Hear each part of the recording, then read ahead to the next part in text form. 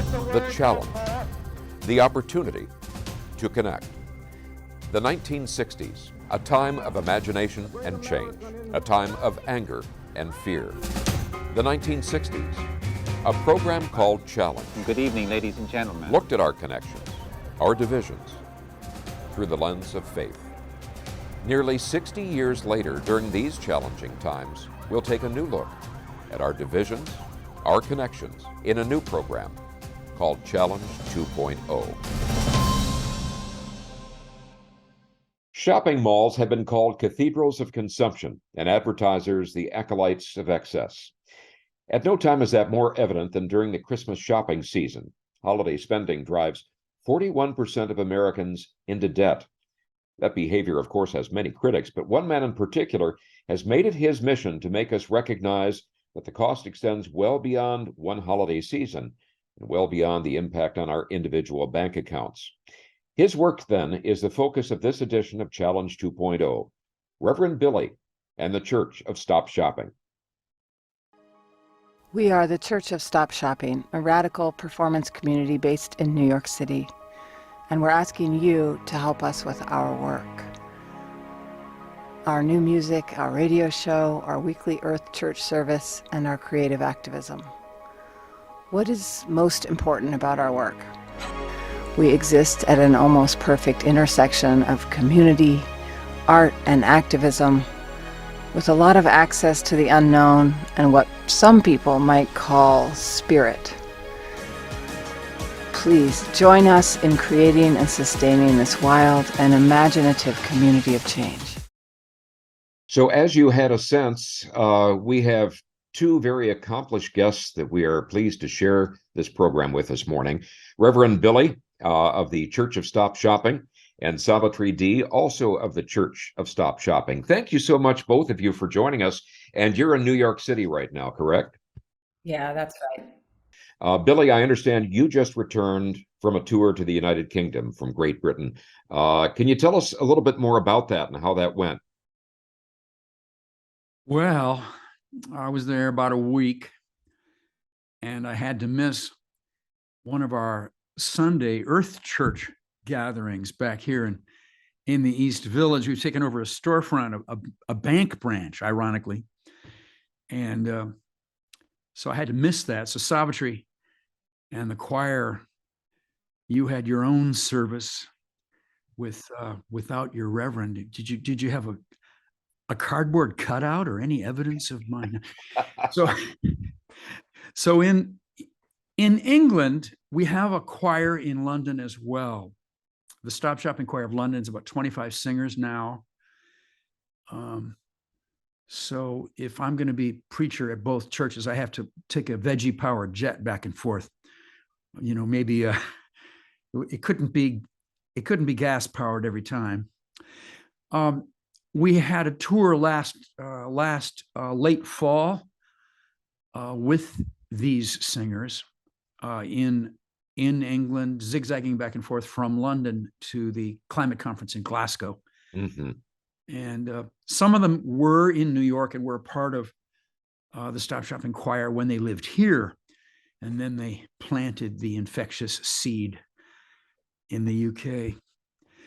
We had a series of performances and actions. They worked me to the ground. Some of the high points, dedicating the Institute of David Graeber.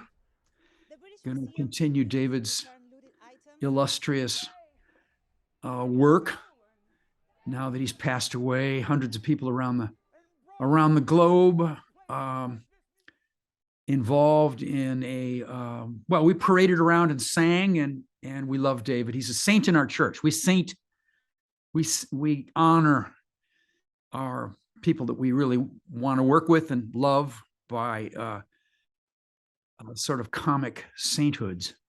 Billy, if I could just interrupt for a second, and yes, that is, those that are not familiar with Mr. Graeber, tell us a little bit about what he did and what he accomplished and why he was part of the focus of your work.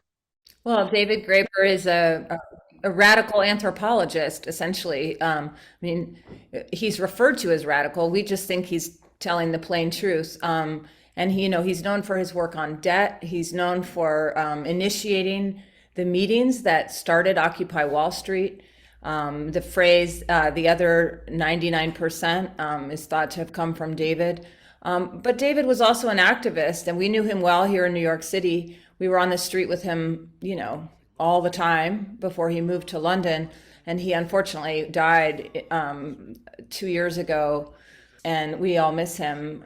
His last book, in which he really goes through the historical record with an archaeologist and shows us how limited our imagination is, because he points out there have always been other ways of organizing our communities, that the nation state, democracy as we know it today, the economy we have today, though they seem totally natural and inevitable, were not at all inevitable. Mm-hmm. And they were choices we made along the way. And in this historical record, what we see is the possibility of a future that looks very different. Let me ask you a question, and this relates both to what you're doing in England and have apparently been doing for a while, and then also what you're doing in New York and in this country as well. And we're going to go back to your foundation in a bit, but it seems that there's been a definite evolution from your confrontation, your pulling out a clearer vision of the impact of consumerism to the impact on this planet. So tell us a little bit more about that and how you came to develop what you now call the Earth Church. We were Earth people from the beginning. We were Earth defenders from the beginning. I would say that issues like sweatshop labor, supporting the chain stores that destroy the mom and pop stores and the neighborhoods, sweatshop laborers in faraway countries, 14-year-old girls working long hours, that was an initial, I would say that the monoculture, the destruction of community, we never liked the investor structure of the chain stores. We never liked huge advertising budgets.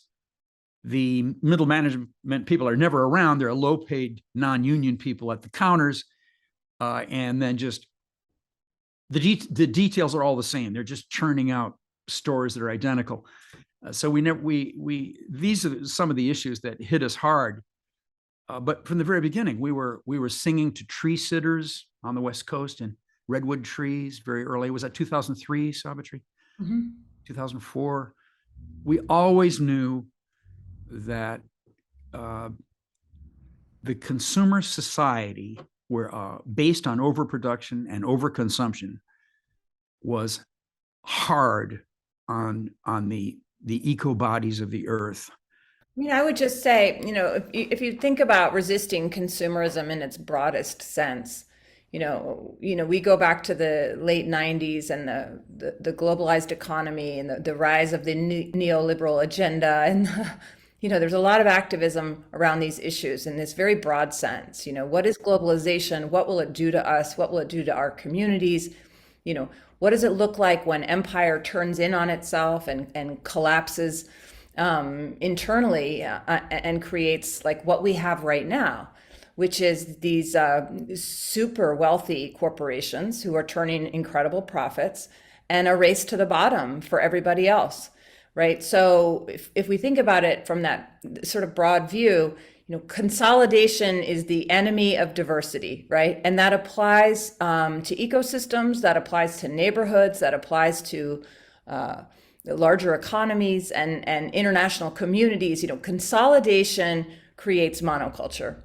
And monoculture is the opposite of life, right? This is the end of life monoculture. And we see, again, you can see that in every aspect of life. So, our work has broadly resisted consumerism in that sense, and militarism, and they go hand in hand, right? One accompanies the other. And I would say that, as the crisis of the climate, the crisis of the ecosystem, the eco bodies, as Billy put it, including our own physical bodies, and other species, threatened with extinction at alarming rates, we have addressed it, I would say, more directly as earth justice and taken on extraction and this sort of invisible chemicalization of our environment with things like glyphosate and neonicotinoids. But as Billy said, it's always been about the earth. You know, the distribution economy is absolutely fouling the air, fouling the ocean, fouling the soil. I mean, there's just no way around it. Like, consumerism destroys the earth, just like war does. Let me ask you a question, and we see in any form of activism the presentation of what we believe, what we think people need to know, to people that might already be considered part of the choir. But you're taking that a step further and have been taking that a step further. And I'm thinking of an example when you had what I believe was called the Rising Seas protest at a Chase Manhattan bank there in New York. I'd like to take just a moment and show a little video from that. And then I'd like you to talk a little bit more about that. We are the river, we are the sea, won't stop rising till we are free. Your investments are killing life. Investments are killing us. What fueled your urgency on that, and what was the message behind the message that we just saw on screen? Look, JP Morgan Chase is the single largest financier of climate change. I mean, they have consistently defied their own promises, government standards. I mean, they'll do anything. Mm-hmm. They are extracting until someone actually comes and removes them from the extraction. So we go into JP Morgan Chase because that's what they're doing. I mean, they're the single largest, most obvious, most sinister target we can think of. And they have hundreds of retail locations, right? So they have exposed themselves to this kind of protest at every corner of Manhattan. We go in there to kind of open up space, right? To say, not just to the workers there, but to Chase. And we know, we have on good record that they know about our protests. They're sick of us in their banks. We've been in their banks hundreds of times, as have many activists. I guess ultimately, like, because they just continue to do what they do, you know, we have to believe somehow, we have to believe that it is unethical to be silent at this point, right? And if there's an egregious target like Chase, one has to call them out continually, consistently, until they stop. There's no sign that they're stopping. There's no sign that this is successful activism in that sense, or that it's effective activism in that sense. But I would ask another question, which is like, what alternative do we have at this point? You know, where do we find agency? When you said, you know, beliefs, I mean, that's a great question. What do we believe? And how do we live in relation to our own belief system? How do we integrate our beliefs and our actions in the culture that we live in right now? And I think most of us feel this tension. This is where the despair comes from. This is where the feeling of apathy or just destitution really comes from for people, which is that our beliefs and our values are not integrated with our actions, because we live in a culture that makes that nearly impossible, right? Chase, for instance, you know, if you are on food stamps in the state of New York, you have to have a relationship with Chase Bank, right? There's no way out of it. So all these compromises are built into our system. So we go into Chase Bank because we have to.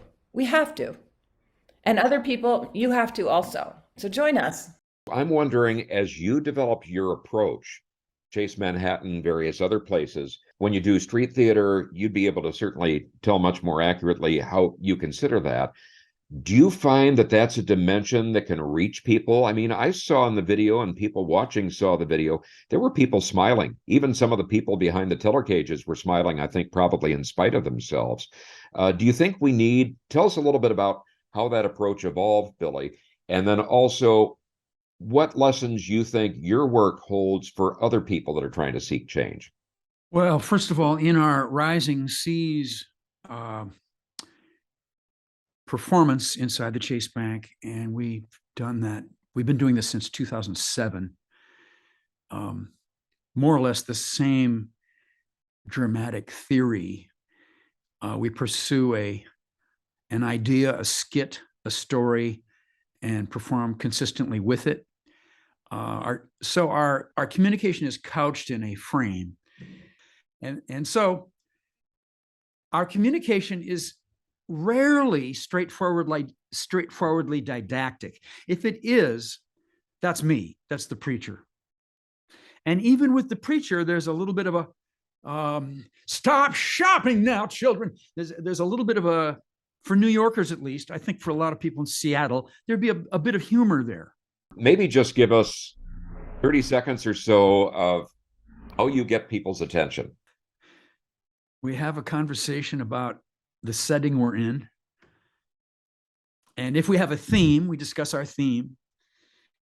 One time we went into a Chase Bank, and it was right after, well, it was during the California fires, I believe, or the Australian fires. Remember, Australia was coast to coast on fire, and hundreds of millions of animals were dying, not to mention people. And we talked about fire before we went in there. So we get the theme going. You might, we all got fire on our iPhones. We had all this fire in the iPhones. Mm-hmm. And so our theme was, you're financing these fires. Chase Bank, you're making money. That's the profit. This is a profit center for you. You're financing these. So I'm halfway to preaching here. I'm starting to shout at you, Jeff. That's good. You deserve that. You're a sinner. You need to admit that, first of all. People, you're making your money from these fires. Don't you feel a connection deep down inside? Don't you feel that those fires, they're not standalone events? They just don't blossom out of the ground, like that kind of thing. Amen. I think it's, when you asked a minute ago about empirical data and how that impacts people or doesn't impact people, I think our job is to take the knowledge, right, and the information and this sort of amazing body of work of scientists for decades now about what's happening to the earth, take that, and then what we see happening around us, which is like, an inability to grow food in Honduras, creating a migrant crisis, or Pakistan still 30% underwater in October. We take those things, which we can see with our own eyes, and we bring them together. And then we try to find a kind of symbolic language that will open up space so people can actually absorb the information. Because what we're up against with consumerism, right, is like this constant barrage of information from our phones, from a billboard, from the television, from the radio. And there's a threshold at which we can't absorb anymore. So we create these theatrical moments that open up space. They sort of stop time, right? And then hopefully some of that knowledge, that information, that data can sort of spill out into a person in a different way, and they can actually take it in. And also, I would say it's important to give people permission to have the feelings they have about it, right? That they don't have a rational way to process that. We can't possibly process what's going on with the climate right now. It's too much to understand. So I think we're also giving people permission to just have an emotion about it. Which as a human, you understand, like, scientist or not, like, we are driven by our emotions more than we are by our knowledge. There's a saying that the fastest way to link a person's head and their heart is through story. And it seems to me that that's precisely what you're doing. And I think, in fairness, especially since our initial TV audience is going to be Seattle area, you've talked about Chase Bank, which of course is throughout the country, but you've also done demonstrations and confronted some very large corporations that are based in Seattle. I seem to recall that Starbucks and Amazon have been some targets of yours as well. Tell us a little bit about that. Well, the Jeff Bezos is and Howard Schultz are classic, hates the unions, rolling over the world, billionaires. We especially we hunker down and want to protect individual neighborhoods. We've been in the what is it, the Pike Place in the Pike Place Market. We've been there at the so-called original Starbucks, but you just want to defend what's right in front of you if you can. We especially concentrate on downtown New York and the Village and the Lower East Side, or Brooklyn, just concentrating on a neighborhood that is threatened by yet another Starbucks. And with Amazon, we hooked up with Chris Smalls and the Amazon Labor Union at the Staten Island warehouse. And Savitri identified that very early as a good partnership. We recently honored Chris with sainthood, fabulous sainthood in the Stop Shopping Church. Well, I think that any of these companies, though, if you think about it, right, these are industry leaders, right? Starbucks paved the way for that, retail cluster, that cluster model of just like 3 on every block, so the minute you even think of a latte, you can just open a door and go in and get one. I mean, Starbucks invented some retail evolution there, right? And Amazon likewise, like the industry leader, really inventing a new way of doing business, inventing economy at a different scale, in a different place. It's buy it with one button. And just like Chase, I mean, these are the largest of their kind, the most egregious violators of all rules of, the labor board. Like, they just don't even care what the National Labor Board says to them. They just pay the fine if they have to. I mean, these are egregious companies, robber barons of the first order, wealthy beyond measure. And again, like, if we don't take them on, what are we doing? We're just going to let that roll? Like, is that going to be okay with all of us? Do people feel okay about that? Do we feel okay about that? I don't. Given your focus on the impact of consumerism and concentration of economic power as well as political power, when you see billionaires that are funding space programs, and with the idea of settling on other planets instead of addressing what's happening here, what strikes your heart? What emotions, what thoughts pass through you? Well, Musk and Branson from England, Richard Branson, Musk and of course Bezos. So those three are the self-styled astronauts. And I know that they talk about the planets, inhabiting the planets, the ultimate suburbs. I immediately go back to the way that we measure our politics, which is the health of neighborhoods, where a gift economy exists. People are of service to each other. They're helping each other. When somebody's in need, you know them well enough to, if there's a scream on somebody's porch, you run over, take care of each other's kids, drop a key off at the bodega and say, my cousin's coming in 2 weeks. She's got bangs. Her name's Eleanor. The complexity and elasticity and fun of a lively, healthy neighborhood. Going out to the planets is the destruction of the neighborhood here. And that is with Branson, Musk, and Bezos, with the economy that they have driven, they have hurt neighborhoods. Yeah, So- and just ask an African American what they think about it. Ask like a person who's lived essentially like in an oppressed state in this country, their whole life. What does that look like what does Elon Musk look like to a 67-year-old African American woman in the United States?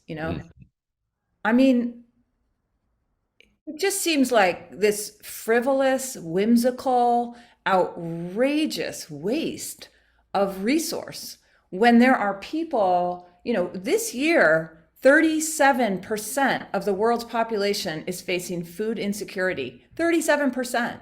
That could be solved with the $50 billion that Elon Musk just spent on Twitter. You know what I'm saying? Like I don't want to just say, oh, it could all be solved with a redistribution of wealth. I mean, it might be that simple, but there are larger things at work there, which is that these white guys are allowed to act like this, like little children with their toys, while there are people literally unable to eat. And it's just shocking that we have allowed for that and normalized that. And so when you ask me directly, how does that strike me? It strikes me as unfair. It strikes me as unjust. It strikes me as wrong. And I don't think I'm alone in that feeling. And, there is something exciting about space, of course, and they can justify it any way they want, saying oh, we're going to need to do this. We need a way out because of climate change. Well, hey, maybe we should solve the problems we have here before we create them in another place. That's what I would say. Amen. Well, I would say first and foremost, we hope that you're going to be around both evolving your strategies and doing the very creative work that you've been doing and the advocacy work. And I thank you both very much for being a part of this program. And we thank all of you for watching this edition of Challenge 2.0 and hope you'll join us as we continue this conversation in our next episode next week. Thank you very much.